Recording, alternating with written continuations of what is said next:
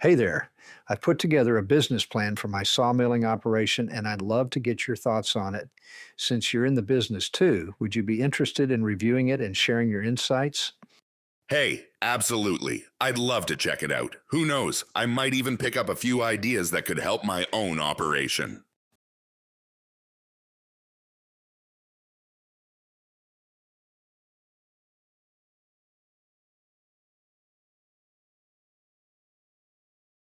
Thanks. With lumber prices being so low and finding good, reliable labor is challenging, I'm looking for ways to boost profitability. I came across Woodlandia's LogRipper-200 series sawmill. I see it's designed for logs between 3 and 12 inches, and they claim that even a two-person crew can run it profitably. So I want to do my homework and see if it makes sense for my operation.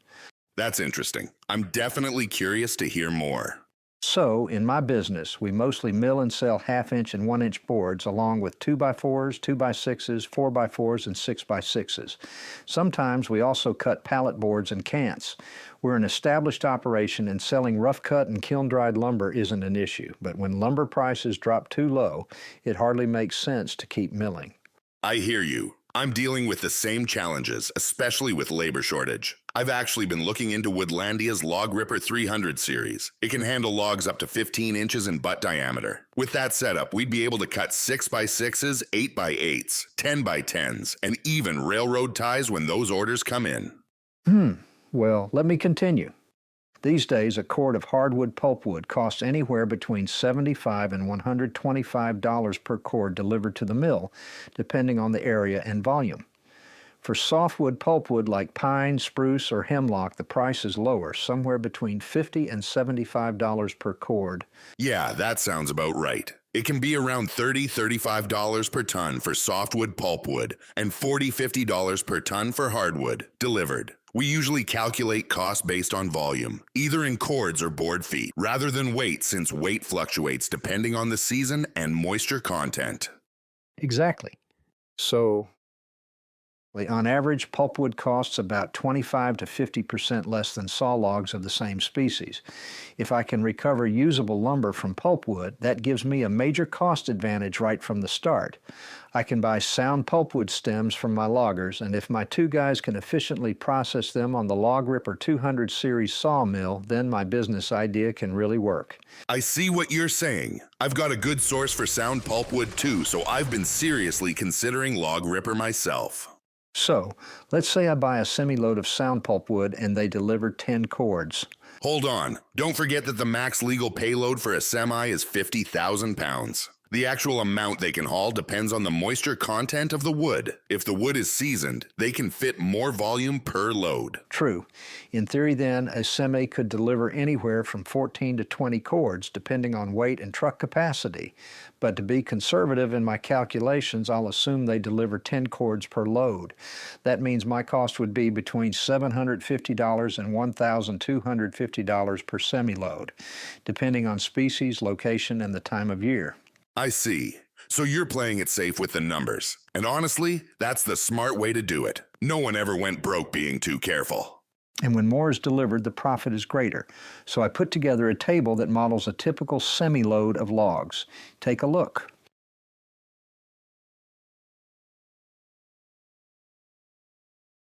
All right, I see what you've done here. You're comparing loads of green logs versus seasoned logs, and I can see how the number and weight of logs vary. Looks like you've assumed an uneven log distribution with more small logs and fewer large ones. Exactly. I tried to reflect real-world conditions. Big mills take the best logs, and smaller operations like ours are often left with the leftovers.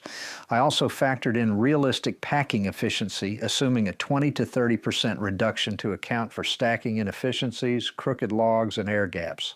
And of course, I made sure the total wet and dry log weights stay within legal limits. That makes a lot of sense. You know, my loggers have the right equipment to sort logs by tip diameter and length, and they'll do it for a small fee. Nice. That could be a game changer. One day, I might need a load of 4 to 8 inch logs at a certain length. Another day, I might need 8 to 11 inch logs cut to a different size. Having them sort and cut logs to spec means I don't have to waste time dealing with odd sizes. inefficient stacking and log sorting. It streamlines my whole operation. Yeah, I agree. Outsourcing log sorting and cutting can definitely increase efficiency and boost profitability. Plus, handling smaller logs is easier, and you can fit more of them on the truck. exactly. More logs per load means lower transportation costs, which helps cut down on overall business expenses. Right, but for the sake of my business plan's success, I'm assuming my logger delivers a green mixed load of 10 footers ranging from 4 to 11 inches in diameter. So, based on my model, that gives me around 329 logs to work with. But to be conservative, let's assume 10% of them aren't sawable. That leaves me with 300 logs to turn into lumber. Now, what I really want to figure out is whether I can process all 300 logs in a single work shift, and more importantly, how much money I can make doing it. That's a really interesting approach. Now you've got me very interested. Okay, look. From my research and watching YouTube videos, I've seen that just 2 guys can run the LogRipper-200XP model pretty efficiently. Yeah, One person loads the logs and controls the sawing speed while the other handles the milled lumber. If they can process 1 log per minute, that means it'll take about 300 minutes, 5 hours, to get through an entire semi-load. yeah, I've seen those videos on YouTube too. The LogRipper-200XP can saw 40 linear feet per minute when cutting smaller logs butt to butt. So assuming 1 10-footer per minute is actually pretty conservative. And you're right. 1 log per minute is realistic if only 2 guys are working. They'll need time to handle and stack the cut lumber, or else they'll get exhausted fast. Yeah, I don't want my guys burning out from exhaustion. I need things to run steady and predictable every day. All right, let me break it down. A work shift is 8 hours, 480 minutes. I don't count the lunch break, though. I'll subtract 10 minutes per hour for coffee breaks, bathroom time, and other small things, so that gives me 400 minutes of actual work time per shift. I reserve 300 minutes for log ripper and the remaining for other things.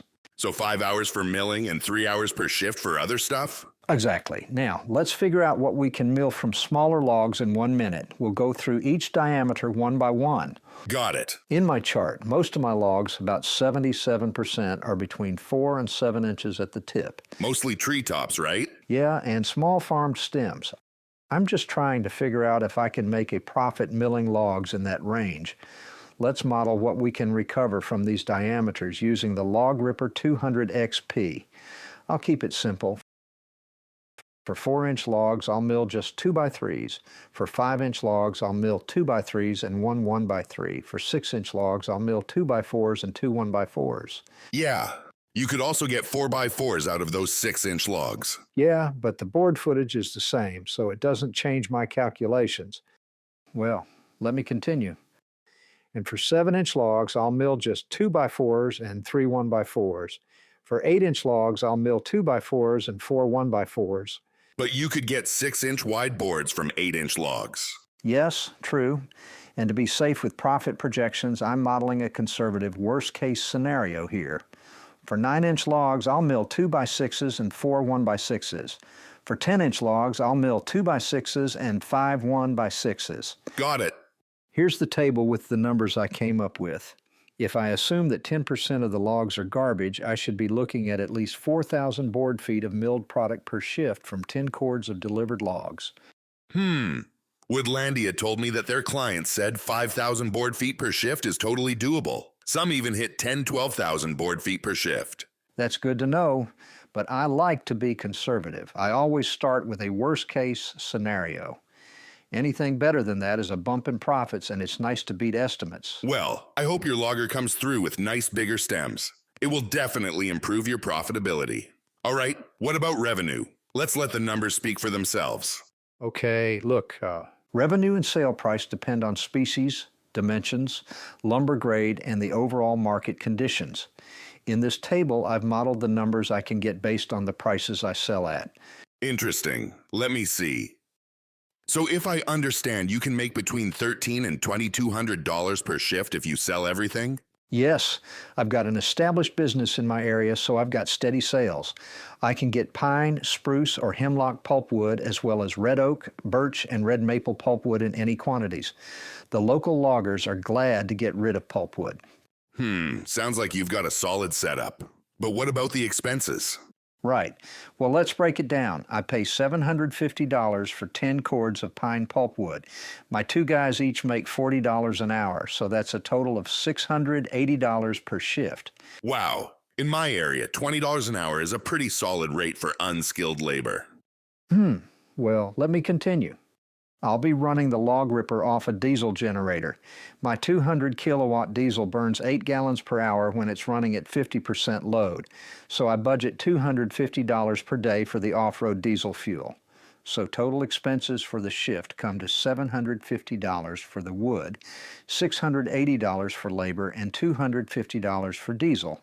That's $1,680 in direct expenses per shift. So those are your variable expenses. But don't forget about the fixed costs like property costs each month, equipment loan payments, maintenance, and consumables.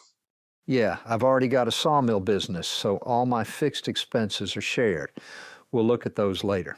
All right, but if you're selling all your milled products for just 30 cents per board foot, you're losing money. Yeah, I see that. If I sell at 40 cents, I break even. But if I can sell at 50 cents per board foot or more, then the business starts turning a profit. At 50 cents, I'd make profit at least $500 per shift. So if I work 20 shifts a month, that's about $10,000 in profit each month. There's room there to cover my fixed costs. So you're saying the LogRipper-200XP with only 2 guys running it will pay for itself in about 6 to 12 months? Looks like it, conservatively speaking, even sooner with optimization in workflow and better yield. So yes, investing in the LogRipper-200 series sawmill definitely boosts my business profitability and makes a lot of sense for me. Yes, it looks like investing in a Woodlandia LogRipper-200 series really makes a lot of sense. All right, let's brainstorm how we can increase profitability. Well, for starters, buy and mill bigger stems. You're spending the same amount of time milling a 4-inch log as you would on an 8-inch log, but you're getting more board feet at the end. Yeah, that's a good point. I'm hoping that eventually my two guys can handle 2 small logs per minute or 3 bigger logs every 2 minutes. That'll definitely add to the profitability. I pay them well, and they're loyal, hardworking, and honest. Also, I hope to get more 8 to 10-inch tip logs than I modeled. That will also increase the profitability. If the LogRipper-200XP can process 2 logs per minute, it might even make sense to bring on a third helper at the outfeed if that'll double productivity. Or, as an alternative, maybe think about whether one person could do it all. Could it be a one-man business? I'm not sure. I'll look into that in the future. Okay, and did you know that if you go with the new LogRipper-200S model, you can optimize product yield?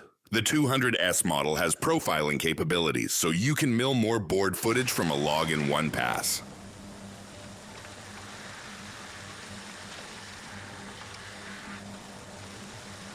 I'll consider that.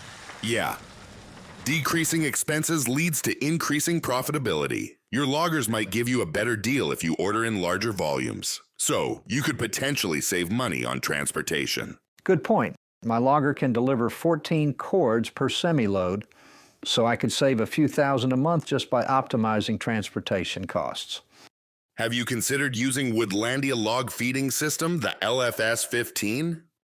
Yeah, definitely. I'm going with that. It'll drastically reduce the workload on the machine operator. I see it this way, $20 an hour. For an additional helper, adds up to an annual salary of $40,000. So with a labor shortage, the LFS-15 makes total sense. It costs less than hiring a full-time employee. And fewer people management issues. Any other ideas? Kiln-dried lumber costs more than green lumber, and Woodlandia offers container-sized lumber kilns for a good price. I've already got a kiln, so drying the lumber is one way to add value and increase profitability. But there's also a demand for rough-sawn lumber in my area since it's more affordable. Got it. Well, hardwood planks cost more. If you could find a niche market in your area, you can really thrive. Exactly. In my business, we've got a 4-sided planer, and we produce some T&G boards for siding from the kiln-dried hardwood we mill. It brings in a pretty solid revenue. Oh, that reminds me. The LogRipper-200S can mill tongue and groove or shiplap from bigger logs. I'm not sure if there's a market for those products yet in my area, but it's definitely something worth looking into. Thanks for the suggestion. Yeah. In my area, I have access to pine beetle-killed stems. They're cheap, but standing stems are still sound. The boards will have some gray staining, but that's not a big issue. Many customers actually like that. Interesting. In my area, I occasionally have access to fire-killed stems. I'll need to look into whether it makes sense to buy them for the business. What else could increase the profitability of the business? Keeping downtime to a minimum due to equipment malfunction and quick tooling changes. I've heard a new LogRipper-200 comes with a bunch of tooling included, plus spare electrical components like contactors, overloads, and limit switches. It's all part of the spare parts kit that comes with the machine. Woodlandia also told me they have dedicated technical support. One of their engineers will help with any troubleshooting technical support calls. Plus, they provide a 1-year warranty in the USA and Canada, so it seems like we're well covered there. Good point, and honestly, your numbers and ideas make sense to me. Thanks for sharing all of this. No problem. For sure, my business will benefit from having the LogRipper-200XP or 200S model sawmill. These Woodlandia log rippers seem like a solid solution for these rough times in the lumber market, and once the market heats up again, the log ripper will definitely be even more profitable. I agree. Good luck with it. I am even more interested in the LogRipper-300 now, as it is more powerful than any of the 200 series models. 300 model can process logs faster, and it can handle logs up to 15 inches in butt diameter. Plus, like the LogRipper-200 series, it's a complete solution. Sawmill, infeed, outfeed, and vac system. And with the automated log feeding system, I'll need fewer people, which means less work and greater productivity. Let's see what real sawmillers have to say in this regards to this analysis, or in the comments section of this video. Yes, please. Hello from Woodlandia. People in the industry, we'd love to hear from you. What are pulpwood and saw log prices like in your area? Do you think the Woodlandia log rippers could work for your sawmilling business? We're interested to hear your thoughts, and please share this presentation with your colleagues. In the description section, you will also find a link to a public survey. Please take a moment to fill it out and check out the results. We hope this video was not only entertaining, but also sparked your interest in our log ripper sawmills. If you're interested in log rippers, we encourage you to do your research and watch more videos on our YouTube channel. Please use all the numbers in this presentation carefully and double-check that they align with your local labor, material, and energy costs. Do your homework thoroughly. If you have questions, feel free to contact us through the web form on our website, or just give us a call at +1 877 508 8777.